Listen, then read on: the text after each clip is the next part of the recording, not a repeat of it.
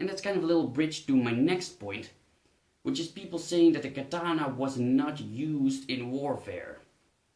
Now this comes from somewhere, but it's way out of proportion.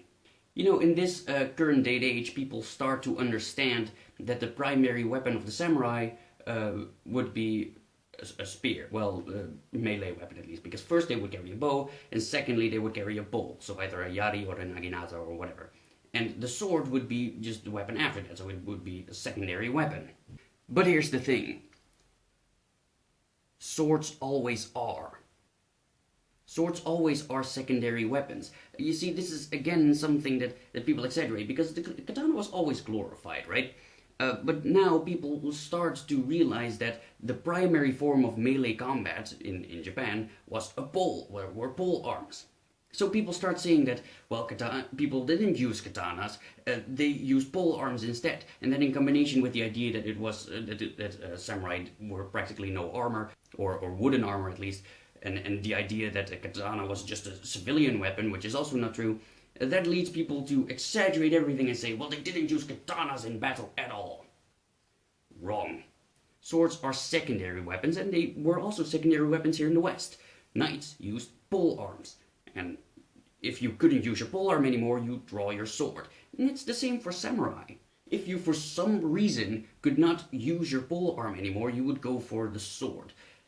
That's just it.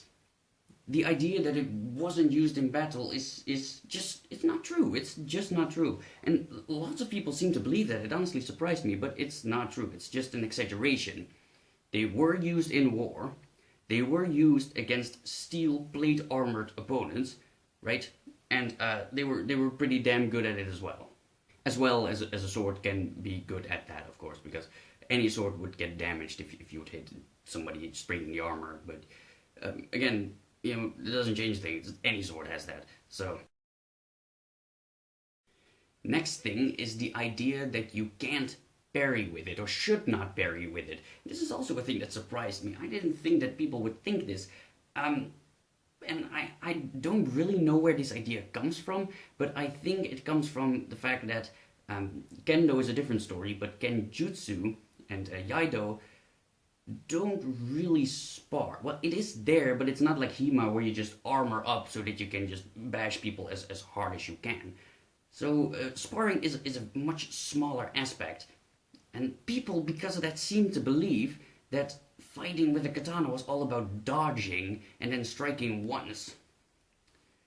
Now that's a horribly fantasy-ish idea about what fighting is like. I mean, honestly, the thing is, dodging will always be slower than parrying. That's just a fact, no matter how trained you are. People tend to say that you can do 2 arm movements in the same time as you can do 1 leg movement.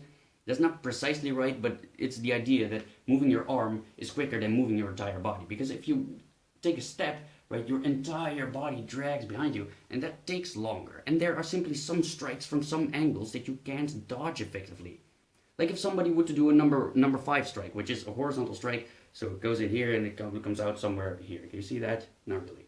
There to there, like that way. How would I dodge that? That's a pretty far way to duck, right? I could only jump back all the way, in which case I would not be able to hit him anymore as well. So people would just constantly just do horizontal strikes like that, because people dodge. See, it doesn't add up. It doesn't make sense. It's a really cool thing to see in movies and anime and such, like people dodging super quick on one strike, but that's not reality. It's not true. And also the concept, which it was usually kind of connected to this in the comments that I got, is that you kill your opponent with 1 strike. Well, yeah, if you could, but again, why is that just restricted to katanas? If I were to fight, if I were to wield a longsword, then I would be like, no, I have to do at least 3 strikes in order to be satisfied when you fall down. No, of course, when he's dead, he's dead. Of course I'm gonna go for the kill. So, again, why is this katana related? Why do people use this as an argument? I don't understand. Of course, if you can kill your opponent with 1 blow, you would do it. But if you can't, you would still get that hit in, right? I mean, is it just me? Because it makes sense to me. 1 hit is better than no hits at all, just because you kill him with one blow. And yet many people seem to believe that. It is just you dodge your opponent's strike and then you go like swoosh, and he just falls to the ground. And that is such a Hollywood trope.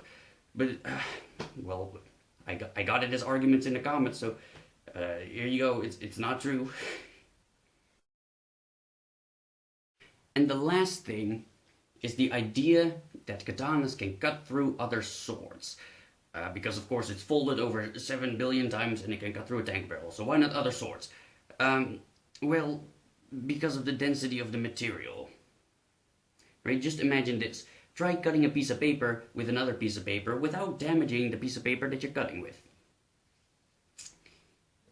It's not going to work. And that's the same principle with steel. No matter how hard or sharp your steel is, if you want to cut through another piece of steel, you can't. Because it's steel, it has a certain amount of density. And even if it's really, really crappy steel, really, really soft, like iron, not steel, but iron, and it's really crappily made and it's really soft, then still you wouldn't be able to cut through it, simply because of the density of the material.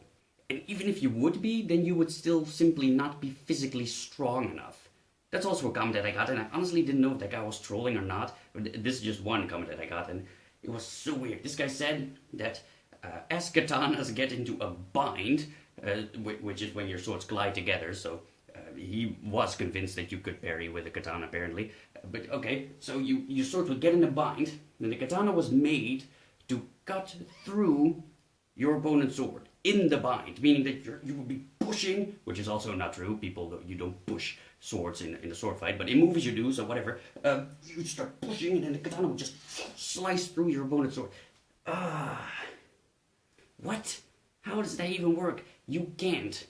Even if somehow the material could withstand it, then you would physically not be strong enough.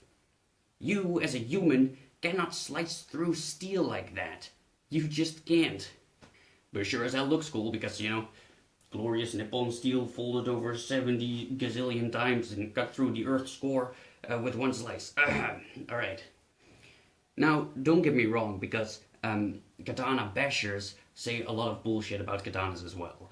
You know, people who don't like katanas, they insult it, say it's horrible, it's bad, and that is not true. The katana is not a bad sword, it's just exaggerated. People just want their sword to be different, to be unique. Like, I like this sword, so this one is special. But the fact is, it's a sword. And what's a sword? It's a sharp metal bar with a handle. I'm sorry, but that's the truth.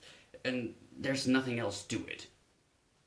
Well, actually, there are quite a lot of things to it. That's why I have this channel.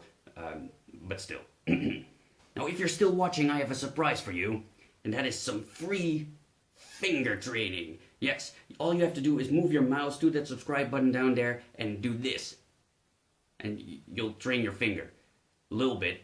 I mean, it's not that much, but you know, you'll train your finger. So yeah, there you go. You try it now. It's an exercise. It's good for you. You've been sitting the entire day. Just do it right now. You could even do it on your phone, but then you would probably use your thumbs. Still, it's still fingers, kind of. So do it. And also, for the extra strong out there, there's also a like button and a little bell button that you could click so you could get notifications. You could click it as well, but that's just for the really, really tough guys out there, right? Just the really strong. I don't want to pressure you into, it's too much strain for you. I understand, but you could try, right? You should push yourself to the limit. Try it right now. So it's enough exercise for today. These outros get worse and worse. All right, thank you for joining my quest, and I hope you'll join me in the next one. Bye, guys. Hand on the camera.